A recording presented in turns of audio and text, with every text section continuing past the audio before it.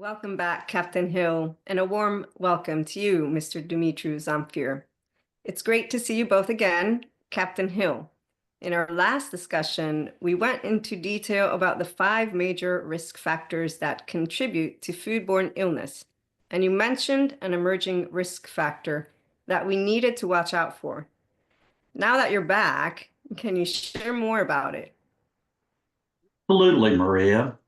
Last time we talked about the 5 major risk factors and how to address them from both a knowledge and a duties perspective to ensure active managerial control.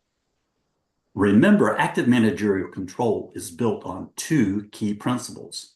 Number 1 is demonstration of knowledge. That is having a solid understanding of foodborne illnesses and the underlying risk factors that contribute to foodborne illnesses. And number 2 is performance of duties. And that is performing those duties to monitor and control the risk factors that contribute to foodborne illnesses. Actually putting that knowledge into practice through training, monitoring, and corrective action. So let's look at this emerging risk factor and address it the same way. So number 6 is called negative food safety culture. And a negative food safety culture, simply put, is one that is antithetic or opposite to what we have been talking about. Personnel have a mindset of, quote, "This is how we've always done it," end quote. And that prevents improvements and innovation in food safety practices. Turning this around requires continuous training and a culture where food safety is non-negotiable.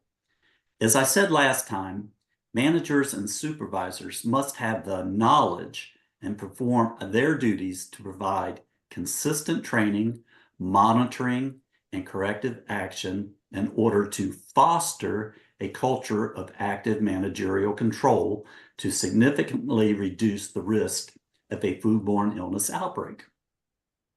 Frank Yanis, an acclaimed food safety expert, in his book on food safety culture, defines a positive food safety culture as, and I quote, "how and what the employees in a company or organization think about food safety.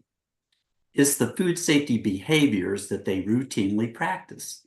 These thoughts or behaviors will permeate throughout the entire organization," end quote. Let me sum it up. Enhancing food safety culture, modifying what food workers think about food safety and the food safety behaviors they practice, employing the knowledge and duties addressing the major risk factors decreases the risk of foodborne illness. So, does this mindset or thinking permeate throughout your organization? If not, GPHS would love to partner with you and help you get there. So clear to me now how vitally important it is to foster a culture of active managerial control and having a positive food safety culture. These concepts are key to a strong food safety foundation. Where do we go from here? Well, I think this is a great point to segue to Mr. Zamfir. Now that we have laid that strong foundation you so aptly observed, we need him to build on it. He has developed podnars. These are short videos, podcasts that serve as seminars. And they're based on topics from our GPHS workshops, explaining the what, the why, and the how of critical food safety requirements. I understand his first session is going to be on TCS foods.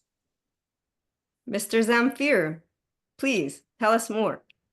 Thank you, Captain Hill, for the great introduction, and thank you, Maria. I'm excited to be here to dive in our next topic, time temperature control for safety, or TCS foods, a critical factor in preventing foodborne illness. Many food safety professionals, including field sanitarians in restaurants, mistakenly classify certain foods as non-TCS, assuming they have a low pH. This misunderstanding can lead to serious food safety risks. For example, tomato-based pasta sauce, pizza sauce, and barbecue sauces are often thought to be acidic enough to inhibit bacterial growth, can have a pH in range of 6.8 to 7.5, which means they require time and temperature control for safety, or TCS.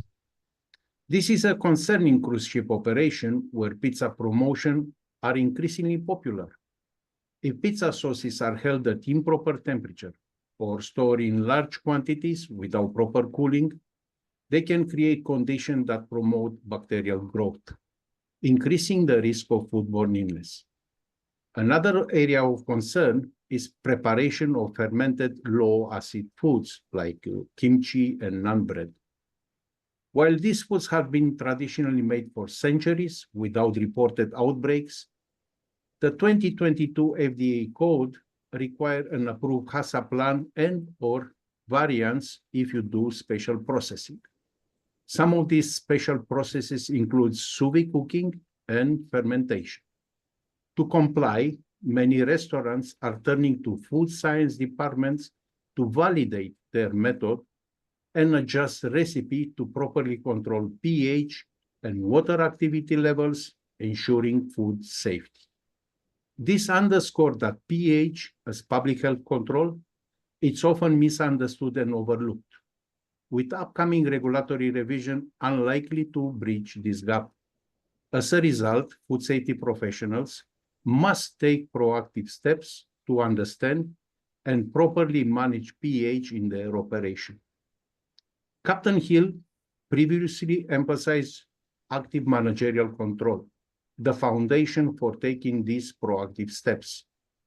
If these proactive steps is new to you, let me highlight some important public health essentials for you to keep in mind. 1, understanding what qualifies a food as TCS under 2022 FDA code. 2, learn the role of pH and water activity in determining TCS status. 3, be informed about common food safety misconception and how to properly identify TCS foods.